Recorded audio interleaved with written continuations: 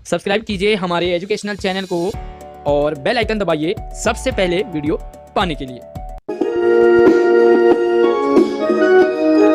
तो प्यारे बच्चों, हमारा टॉपिक चल रहा है विद्युत तथा परिपथ। तो इस टॉपिक में हमने अभी तक बहुत कुछ ऐसी चीजें सीखी, जानी, समझी जो हमें आज से पहले कुछ तो पता था और कुछ नहीं पता था।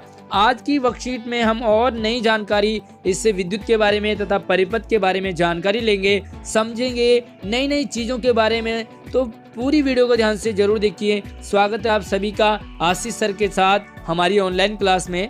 11 दिसंबर वर्कशीट नंबर 21 क्लास 6 और सब्जेक्ट साइंस की आज की वर्कशीट है।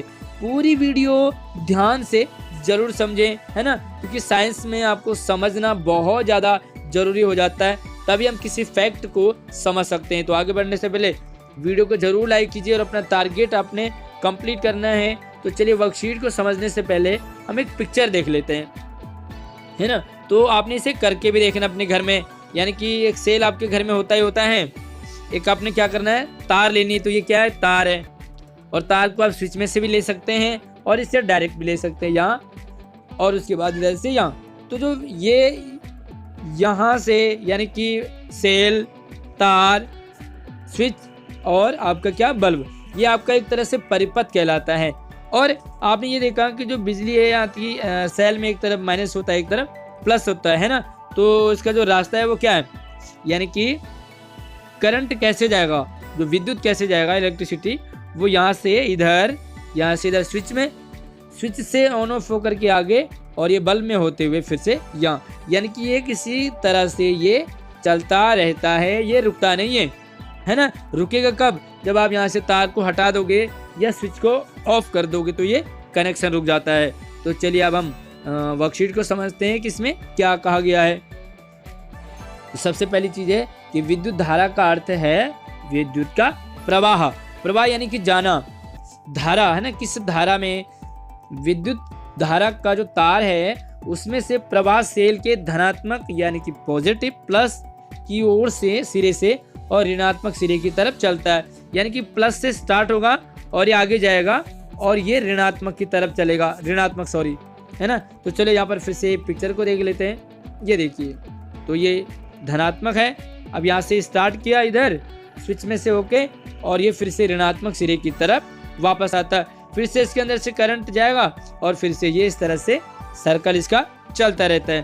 तो चलिए और नई चीज जान लेते हैं कि जो विद्युत परिपथ है वो दो टर्मिनलों के बीच के विद्युत धारा के संपूर्ण पथ को दर्शाता है। इसमें दो टर्मिनल होते हैं। अगली चीज है विद्युत स्विच, एक सरल युक्ति है जो विद्युत परिपथ को जोड़ती है या तोड़ती है। अब देखो यहाँ पर फिर से मैं यही चीज कहूंगा आपको, जो स्विच है, ये स्विच है, ये क्या करती है, जोड़ती है और तोड़ती है। अगर यहाँ से विद्युत प्रवाह इधर गया स्विच में और स्विच को किया है आपने ऑन, तो ये क्या करेगा, इसे जोड़ेगा। और अगर कर दो इसे ऑफ तो ये क्या कर देगा, यहाँ पे कट हो जाएगा। यानी कि यहाँ से करंट जाएगा स्विच तक और स्विच उसे आगे जाने से रोक देगा, तो ये आगे नहीं जा। तो आगे बढ़ते हैं और हम जानते हैं विद्युत रोधक और विद्युत चालक। रोधक का मतलब होता है जो रोकते हैं, यानी कि आगे नहीं जाने देते। ये तार है और ये तार है, क्लियर है। अब रोधक क्या होगा कि हम यहाँ पर कोई चीज लगाएंगे, वो करंट को आगे पास नहीं होने देगा, तो उसे कहते हैं रोधक। और कुछ ऐसी चीजें होंगी जो हम इसके बीच में लगाएंगे तो वो करंट पास हो जाएगा, तो उसे कहते हैं चालक, क्लियर है। अब यहाँ पर देखो, ये समझ में आ गया आपको। रोधक वह पदार्थ जो अपने अंदर से विद्युत धारा प्रवाह को नहीं होने देते, और चालक कौन सा, जो पदार्थ जो अपने अंदर विद्युत धारा प्रवाह को होने देते हैं। तो चलिए यहाँ पर एग्जांपल आपके लिए रखे हुए हैं, आप वो देख लीजिए। चालक, तो ये चालक है, आप बीच में एक तार और एक तार, ये बीच में चम्मच लगाओगे तो करंट जाएगा, सोना लगाओगे तो भी जाएगा, तांबा लगाओगे तो सबसे पावरफुल क्या है विद्युत चालक का, वो तांबा ही है। अगला देखो, स्टील की चीज लगाओगे तो भी करंट लगेगा, और समुद्री पानी, क्योंकि इसमें नमक और काफी सारी चीजें होती है तो इसलिए ये चालक हैं। अब आगे देखो, ये क्या है आपके रोधक। रबड़, तो फिर से मैं वही आपके लिए बनाऊंगा। ये दो तार हैं, बीच में आपने रबड़ लगाया तो करंट पास नहीं होगा। गिलास लगाया तो गिलास भी कौन सी होनी चाहिए, कांच की, तो कांच आपने लगाया तो ये भी नहीं जाएगा। तेल, मिट्टी का तेल लगाओगे तो नहीं जाएगा, हीरा लगाओगे तो नहीं जाएगा। सूखी लकड़ी भी आपका रोधक है, इसलिए करंट पास नहीं होगा। लेकिन अगर यहाँ पर गीली लकड़ी हो गई तो गीली लकड़ी क्या है, रोधक है या चालक है, मुझे कमेंट करके जरूर बताएंगे। तो प्यारे बच्चों, यहाँ पर आपके लिए कुछ चेतावनी है, ये चेतावनी हमने समझनी है और इस पे ध्यान देना है कि जो हमारा शरीर है वो विद्युत का बहुत अच्छा चालक है।